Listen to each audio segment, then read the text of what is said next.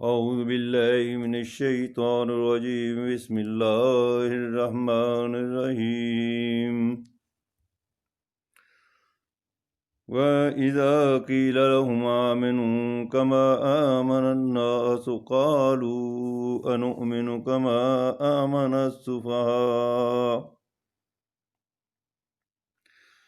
أَلَا إِنَّهُمْ هُمُ السُّفَهَاءُ وَلَكِنْ لَا يَعْلَمُونَ وَإِذَا لَقُوا الَّذِينَ آمَنُوا قَالُوا آمَنَّا وَإِذَا خَلَوْا إِلَى شَيَاطِينِهِمْ قَالُوا إِنَّا مَعَكُمْ إِنَّمَا نَحْنُ مُسْتَهْزِئُونَ اللَّهُ يَسْتَهْزِئُ بِهِمْ وَيَمُدُّهُمْ فِي طُغْيَانِهِمْ يَعْمَهُونَ صدق اللہ العظیم۔ اللہم صلی علی محمد وعلی آل محمد واصحاب محمد اجمعین۔ حضرات، منافقین کی نشانیاں اللہ تبارک تعالیٰ نے جو بیان فرمائی ان کا ذکر چل رہا ہے۔ اس سے قبل ہم منافق کی ایک نشانی بیان کر چکے ہیں، اور وہ یہ ہے کہ وہ فساد برپا کرتا ہے اور اپنے آپ کو سمجھتا ہے کہ میں اصلاح کر رہا ہوں۔ اب آج منافق کی دوسری نشانی بیان کی ہے اللہ تعالیٰ نے، اسے ہم واضح کرنا چاہیں گے۔ ارشاد ربانی ہے سورہ بقرہ کی آیات وَإِذَا قِيلَ لَهُمْ، جب ان سے کہا جاتا ہے آمنو کہ ایمان لائے، کما آمن الناس، جیسے کہ اور بھی ایمان لائے اور مسلمان ایمان لائے، صحابہ اکرام جیسے ایمان لائے، ایسے تم بھی ایمان لاؤ۔ ایمان لانے کے بعد صحابہ اکرام نے اللہ تعالیٰ کے احکامات کے علاوہ کسی اور حکم کو تسلیم نہیں کیا، حتیٰ کہ جان بھی چلی گئی، مال بھی چلا گیا۔ اب یہ ایک طرز عمل ہے جو قول اور فعل کے اندر یکسانیت کا طرز عمل ہے۔ اب اس کے مقابلے میں دوسرا طرز عمل کیا ہے کہ جب منافقین سے یہ کہا جاتا ہے کہ تم بھی ایسے ہی ایمان لاؤ، تو وہ کیا کہتے ہیں؟ قالوا انؤمن کما آمن السفہاء، کیا ہم ایمان لائیں ان لوگوں کی طرح سے جو کہ پاگل ہیں، پاگل با ایمانی، کہ انہوں نے اپنی دنیا اور آخرت کو اللہ تبارک تعالیٰ کے احکامات کے مطابق ڈال لیا، اور اس میں نفع کم انہیں نظر آیا اور نقصان زیادہ۔ نقصان کیا کہ مال کا خرچ کیا جا رہا ہے،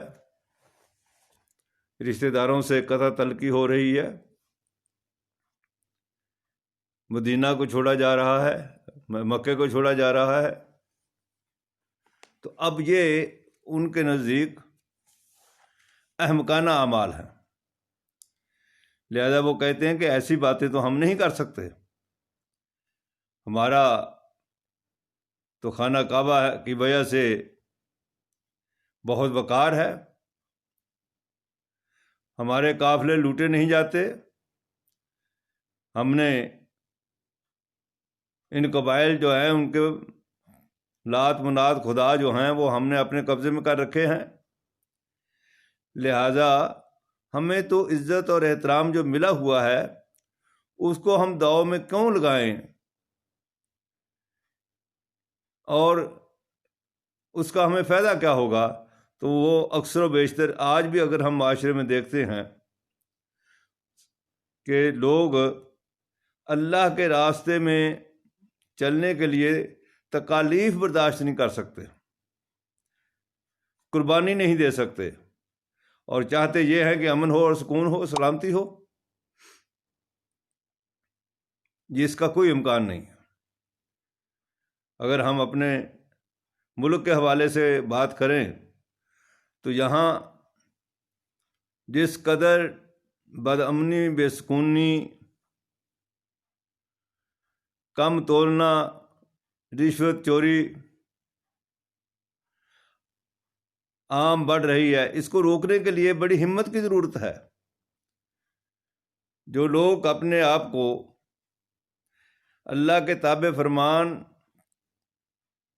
سمجھتے ہیں تو انہیں پھر اس کے لیے پوری جد و جہد کرنی ہوگی، قربانیاں دینی ہوں گی، لیکن جب قربانی کا معاملہ آتا ہے تو پھر پیچھے بھاگ جاتے ہیں۔ ایسے ہی لوگ باوجود اس کے کہ وہ کہیں کہ لا الہ الا اللہ تبارک تعالیٰ ہے، کلمہ پڑھیں، روزے بھی رکھیں، حج بھی کریں، اور قربانیاں بھی دیں، عید میلاد بھی کریں، لیکن جب ان برائیوں کو دور کرنے کے لیے ایک سسٹم کو تبدیل کرنے کی بات آتی ہے، نظام کو تبدیل کرنے کی بات آتی ہے، تو آگے بڑھنے سے ہچکچا جاتے ہیں، اور جو مسائل اس وقت پیش آتے ہیں حکومت کے خلاف، ان کو برداشت نہیں کر سکتے۔ تو ایک نشانی اللہ تبارک تعالیٰ نے ان کی یہ دی کہ وہ کہتے ہیں ٹھیک ہے، نماز روزہ حج زکوٰۃ رکھو، یہ کافی ہے دین، اس میں اور کیا چاہیے؟ لہذا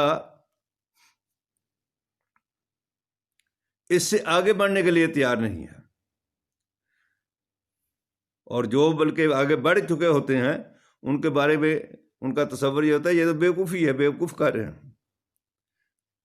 الا انہم ھم السفہاء، اللہ تعالیٰ نے فرمایا اصل میں تو بیوقوف یہی ہے، ولکن لا یعلمون، لیکن انہیں معلوم ہی نہیں ہے۔ اور یہ بات بالکل اس دور کے اندر بھی نکھر کر کے سامنے آ گئی کہ حضور اکرم صلی اللہ علیہ وسلم جس وقت مکہ سے مدینہ آئے اور مدینہ میں اسلامی ریاست بنی، امن اور سکون ہوا، تو وہ لوگ جو انہوں نے قربانیاں دی وہ آگے تھے، جو لوگ قربانیاں نہیں دے سکے وہ پیچھے تھے۔ وہ جو پہلے بیوقوف کہتے تھے اب وہ خود بیوقوف ہوئے۔ تیسرا کردار، وَإِذَا لَقُوا الَّذِينَ آمَنُوا قَالُوا آمَنَّا، جب وہ ملاقات کرتے ہیں اہل ایمان سے تو کہتے ہیں ہم بھی تمہارے ساتھ ہیں۔ وَإِذَا خَلَوْا إِلَىٰ شَيَاطِینِہِمْ، مسلمانوں سے یہ کہتے ہیں کہ ہم تمہارے ساتھ ہیں، لیکن جب وہ اپنے شیطانوں کے ساتھ ملتے ہیں تو کیا کہتے ہیں؟ قالوا انا معکم، ہم تو تمہارے ساتھ ہیں، انما نحن مستہزئون، ہم تو انہیں بیوقوف بنا رہے تھے، مذاق کر رہے تھے، ٹھٹھا کر رہے تھے۔ منافقین کا یہ تیسرا کردار۔ پہلا کردار کیا ہے؟ فساد پیدا کرنا۔ دوسرا کردار کیا ہے؟ قربانی دینے سے ہچکچانا۔ اور تیسرا کیا ہے کہ ایک محفل میں کچھ اور دوسری محفل میں کچھ۔ تو اللہ تبارک تعالیٰ فرما رہے ہیں کہ یہ جو کہہ رہے ہیں کہ ہم تو مذاق کر رہے تھے، اصل میں اللہ مذاق کر رہا ہے ان کے ساتھ، تو انہیں سمجھ نہیں آ رہی حقیقی بات کیا ہے۔ اللہ یستہزئ بہم ویمدھم فی طغیانہم، یہ بہت اہم قانون ہے اللہ تبارک تعالیٰ کا۔ ویمدھم فی طغیانہم، ہم ان کی طغیانی میں، سرکشی میں ان کو اور ہی زیادہ کھینچتے ہیں، بڑھا دیتے ہیں۔ یہ اللہ تعالیٰ کا ایک قانون ہے، نوٹ کرنے کی بات ہے۔